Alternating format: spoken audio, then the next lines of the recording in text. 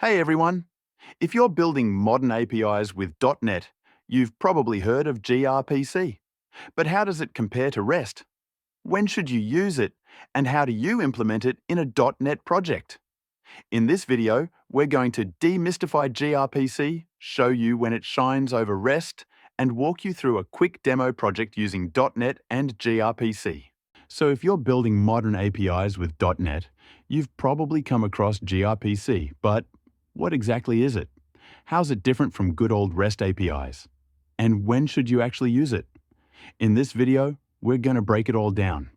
What gRPC is, when it's better than REST, and how to set up your first gRPC service in .NET, step by step. All right, first things first.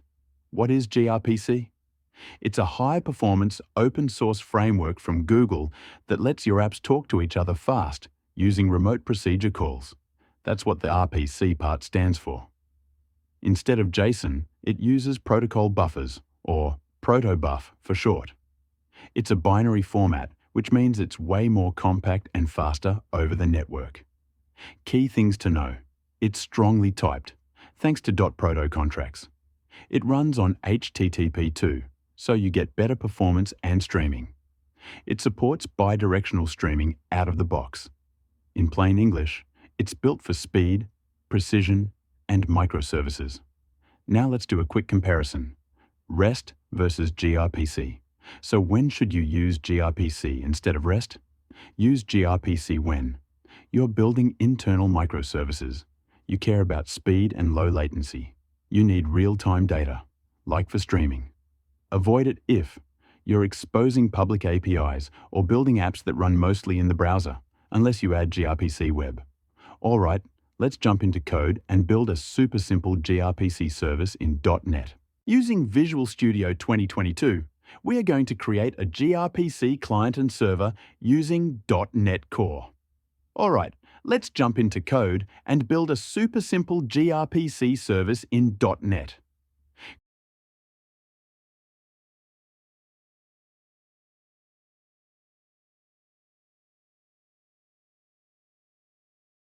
All right, so when you create a new gRPC project in Visual Studio 2022, you get a starter project that's ready to run right out of the box. Now, let's break it down real quick. First, there's a folder called protos. Inside, you'll find a file called greet.proto. This is your contract. It defines the gRPC service, in this case, a simple service called greeter, with one method, say hello. It also defines the messages that go in and out, hello request and hello reply. When you build the project, .NET uses this file to auto-generate C# classes, so you don't have to write them manually. Then, under the Services folder, there's greeterservice.cs. This is where the real logic lives. The class inherits from the generated base class, and it overrides the sayHello method to return a response. In this case, something like Hello John. Now open up Program. This is the entry point of the app, and it's using ASP.NET Core's minimal hosting model. It registers the gRPC service, maps it to the pipeline, and starts up the server. You'll also notice it has a basic HTTP endpoint that just says, "This is a gRPC service," kind of like a placeholder for folks visiting in a browser. The project file is already set up with everything you need. The gRPC ASP.NET Core package to host the service, and gRPC.tools to compile the proto files. Now that we've got our gRPC server running, let's create a simple console client to talk to it. Inside Visual Studio, I'm going to go ahead and right-click the solution and choose Add New Project. From the list, I'll search for Console, then pick Console App and click Next. Let's name it something simple like gRPC Client and hit Create. Okay, so now we've got a basic C# console app. The next step is to add the gRPC client libraries and import the .proto file we defined earlier in the server. First, right-click on the gRPC client project and choose Manage NuGet Packages. Under the Browse tab, install these two packages, grpc.net.client. This gives us the tools to call gRPC services from a client google.protobuf. This handles serialization and, optionally, gRPC tools, if you want to build from proto files inside the client. Now we need to share the .proto file between the server and the client. Copy the greet.pro file into the client project.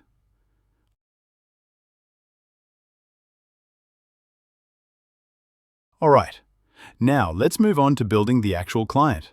First things first, let's rename our server project to something more accurate.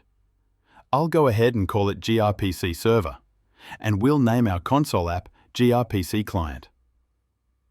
That way, everything's super clear and organized. Now, inside the gRPC Client project, we're going to wire up the .proto file, that contract we used earlier, so we can generate the gRPC client code. To do that, open the csproj file of gRPC Client and add this new item group. What this does is tell the compiler, hey, use that same greet prototype file from the server, but generate just the client-side code. Okay, let's move into the program.cs file and start writing some code. First, we're going to create a gRPC channel. This is what the client uses to communicate with the server. Add this line, connect circuit. This creates a secure connection to our local gRPC server, which is running on port 5001.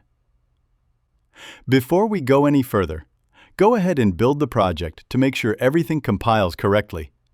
Awesome!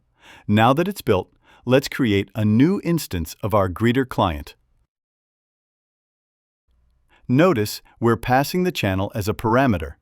That's how the client knows where to send requests.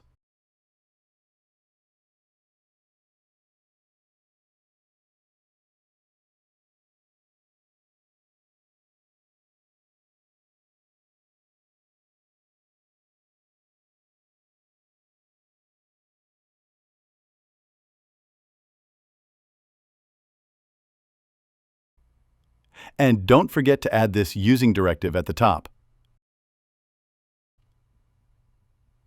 Finally, let's call the gRPC method. We'll use sayHelloAsync, pass in a name, and print the response.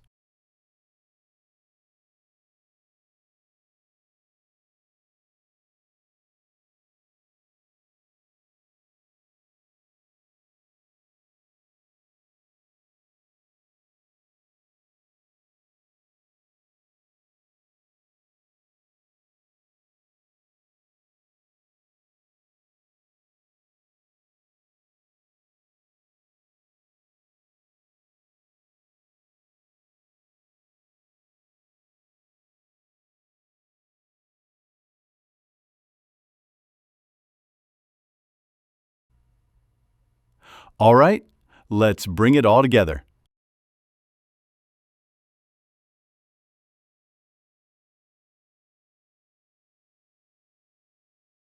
I'm going to run the server project. It starts up, listens on port 5001, and waits for incoming requests. Client arc-circuit. Now I'll switch over to the client project, client arc-circuit, and run it too. The client sends it, send themselves a queue, client arc-circuit. The moment I hit enter, the client sends a message over to the gRPC server using the sayHelloAsync method.